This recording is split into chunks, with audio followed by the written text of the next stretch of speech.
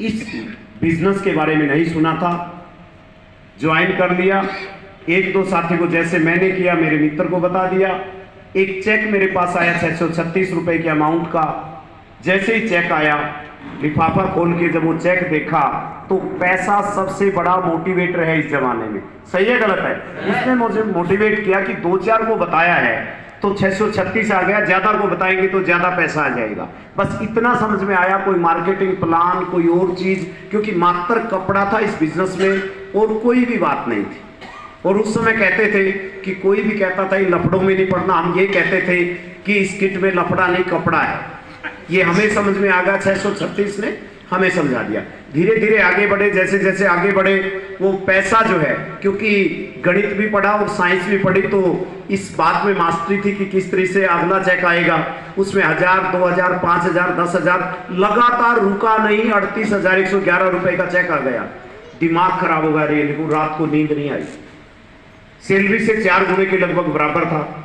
तो ये लगा एक साइंस मास्टर इतनी मेहनत करके बीएससी, बीएड, एमए, एमएड में, और उसके बाद लगता है यार गजब है, आरसीएम का कपड़ा बताने से, कपड़ा पहनने से अगर इतना पैसा आ सकता तो ये तो कमाल हो सकता है। मतलब रात को नींद नहीं आई पूरी रात। सुबह डिसीजन लिया कि नई कार लेके आएंगे।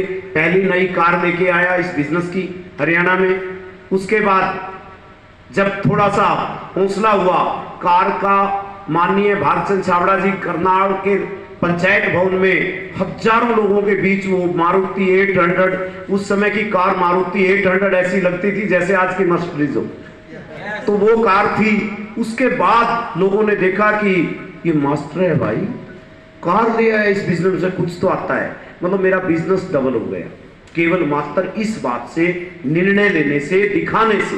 जो दिखता है वो बिकता है। उसके बाद थोड़े दिन के बाद लगा यार इस तरह से बताने से काम चलता है, दिखाने से काम चलता है। मैंने कहा कि मैं नौकरी नहीं करूंगा एक सेमिनार में। और कईयों ने पीछे ओए होए होए नौकरी छोड़ देगा क्या यो? हेलो, मतलब ये आप समझ ले, इसका मतलब समझ ले क्या कह रहे हैं वो, कि उन्होंने इशारा किया कि नौकरी नहीं छोड़ सकते आप। और मैंने एक सेमिनार में ऐलान कर दिया कि अब मैं नौकरी नहीं करूंगा। राइट? और उसका परिणाम पता क्या था? ये तालियां बजी नहीं, बंद हो गई बजनी कि सच कह रहा है या झूठ बोल रहा है। मेरे मुंह की तरफ देख रहे थे। उतरने के बाद पूछ रहे थे कि सच में छोड़ोगे क्या? मैंने कहा छोड़ चुका हूं। सही है गलत है? तो नौकरी छोड़ी और उसके बाद आगे का जो सफर हुआ, इस बिजनेस को धीरे धीरे समझना चालू किया। एक्टिव और पैसिव इनकम अभी कई साथियों ने बताई है, उसको समझना चालू किया। जो सपने में बच्चों के लिए देखता था कि बच्चों को डॉक्टर और इंजीनियर बनाऊंगा, उन बच्चों को मैंने 18 साल की एज में अपने साथ लिया। और साथ लेने का परिणाम ये रहा कि अभी कोर 40 लोग हैं हम, उसमें मैं हूँ। राइजिंग कोर 20 लोग पिछली बार बने हैं, उसमें मेरा बेटा है जो इस इंडिया में सबसे कम एज का उस लेवल का अचीवर है। और वहां की अचीवमेंट में संक्षेप में बता देता हूं कि जीएसटी लगता है अपने यहाँ पे 20 लाख से ऊपर की इनकम के ऊपर जीएसटी लगता हो, लगातार ग्रोथ हो। इसका मतलब क्या है? 20 लाख से तो ऊपर है, राइट? तो 20 से 25-30 लाख के बीच में उसकी इनकम एक महीने, एक साल की अगर आती है और वो इस बिजनेस का राइजिंग कोर में आता है, तो समझ लीजिए क्या हो सकता है अब आने वाले समय में, राइट? उसके साथ साथ छोटा बेटा है, तीसरी रो में खड़ा है, बहुत जल्दी जो है राइजिंग कोर की तरफ बढ़ रहा है, राइट? सही है गलत है? तो आप बताइए मुझे कि इस तरह से एक आईएएस है, अगर वो चाहे कि मैं अपने बच्चे को आईएएस बनाऊं तो वो नहीं बना सकता। सही है गलत है? एक आपका यहाँ पे कमिश्नर है, वो अपने बेटे को कमिश्नर बनाना चाहे, वो भी नहीं बना सकता। सही है गलत? उसको कोई पावर नहीं। लेकिन हम क्या है, अगर आज वो तो मेरे साथ हैं। कई लोग कहते हैं मरने के बाद इनकम आएगी, मरने के बाद बच्चे के नाम होगा। मैं कहता हूं मजा तो तब है, कालिदास से किसी ने कालिदास को कहा राजा भोज ने कि कालिदास वो 4 लाइनें, वो कुछ शब्द मुझे सुना दो जो मेरे मरने के बाद आप कहोगे। मेरे मरने के बाद आप जो कविता बोलने वाले हैं वो मुझे सुना दो, मैं सुनना चाहता हूं। कालिदास ने कहा कि ये मेरे बस की बात नहीं, मैं ऐसा सोच नहीं सकता। तो फिर आप इस देश से चले जाओ। कालिदास उस देश को छोड़ के चला गया। राजा भोज ने अपने गुप्तचरों से पता किया कि वो रहता कहां पे है। एक झोपड़ी में उसको पता चला कि उस प्रदेश में है, एक झोपड़ी में रहता है। राजा भोज ने वेश बदला, साधु का भेष किया और झोपड़ी के पास जाके चिल्लाए कि एक बुरी खबर है।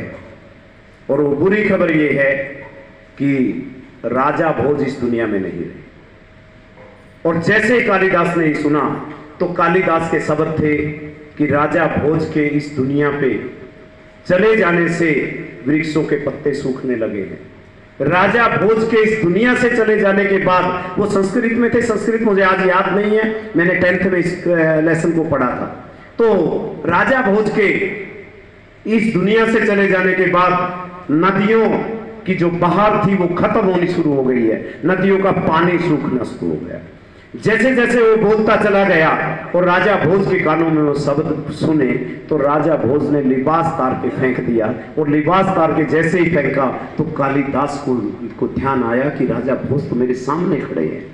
तो फिर उसने लाइनें दोहराई कि राजा भोज के पुनः इस पृथ्वी पे आगमन से वृक्षों पे लहराने लगे हैं हरे पत्ते, नदियों का उफान उसी तरह से दोबारा से आने लगा है। और लोग कहते हैं कि यहाँ पैसिव इनकम आती है, आपके मरने के बाद आपके बच्चों को आएगी, आपके मरने के बाद उसको आएगी, पत्नी को आएगी। मैं कहता हूँ आपके सामने खड़ा हूं, उन बच्चों को मेरे साथ इनकम आती है, ये देखने वाला मैं।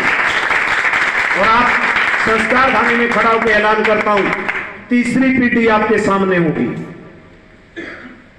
10th में है मेरा पोता, वेटिंग में हूं कि 18 साल का हो जाएगा। हेलो, अब बोलिए, मैं तीसरी पीढ़ी तक आरसीएम बिजनेस को ले जा चुका हूं। जो आज आए हैं वो शुरुआत कर सकेंगे या नहीं कर सकेंगे, ये सोचने की बात है। तीसरी पीढ़ी तक ये बिजनेस मेरी जाने वाला है, राइट? तो अब आप बताएं, इसको करना चाहिए या नहीं करना चाहिए? अरे करना चाहिए या नहीं करना चाहिए? लेकिन मरने के बाद कोई देखने नहीं आया मेरी इनकम आएगी नहीं आएगी, वो एक सपना है, एक ख्वाब है, लेकिन मैं यहां पूरा कर रहा हूं जिंदा जी। सही है गलत है? और जिन्होंने पैकेज के लिए भेज रखे हैं वो 5 लाख 7 लाख 10 लाख का पैकेज ले रहे हैं, उनके 5 और 7 सांस भी अपने नहीं होते। खाना खा रहे हैं, फोन आ रही है, कॉल आ रही है और लैपटॉप पे यूं कर रहा है, मैडम खाना खिला रही है। ऐसी हालत में मैंने लोगों को देखा कि ये आदमी है, इंसान है या क्या है? चारा तो भैंसों को डाला जाता है यार। अरे सही है गलत है? तो अब मैं उन साथियों को बुलाना चाहता हूं जो पहली बार आए। कुछ साथी आ जाए जो संकोच ना करते हो, जो शर्म ना करते हो, जो खुल के बात कर सकते हो।